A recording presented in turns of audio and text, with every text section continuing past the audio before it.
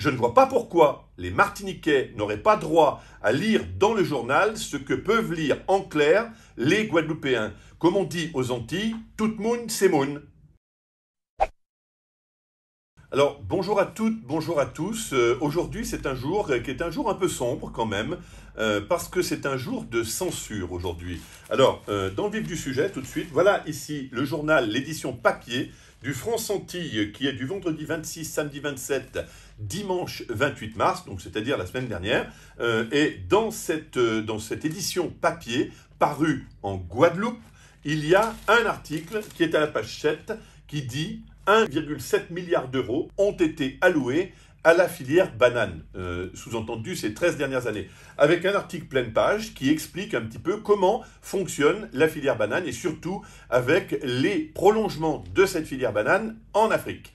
Eh bien, figurez-vous que cette édition, amis martiniquais, vous ne la verrez jamais, parce que cette édition, elle a été censurée sur pression des puissances d'argent de la Martinique.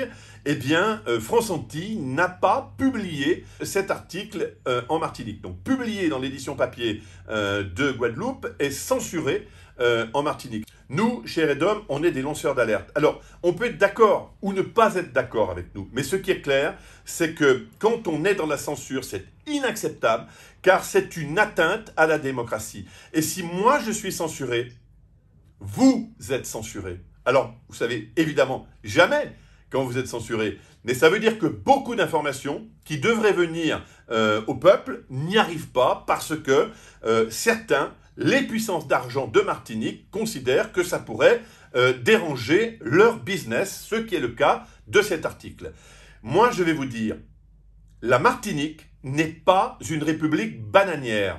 N'en déplaise aux puissances d'argent de la Martinique n'est pas une république bananière. Et chacun a droit à l'égalité devant l'information.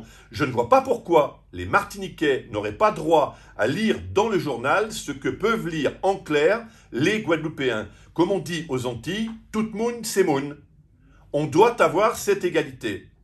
Donc aujourd'hui, nous prenons aujourd'hui encore plus qu'avant ce combat qui est un combat pour la démocratie, c'est un combat pour la vérité, c'est un combat que nous menons pour faire en sorte qu'il y ait de plus en plus d'égalité en matière économique. Il n'y a pas d'égalité aujourd'hui économique et la pression que viennent mettre aujourd'hui les puissances d'argent sur un média pour nous couper la parole montre bien à quel point nous avons raison de dénoncer ce que nous dénonçons.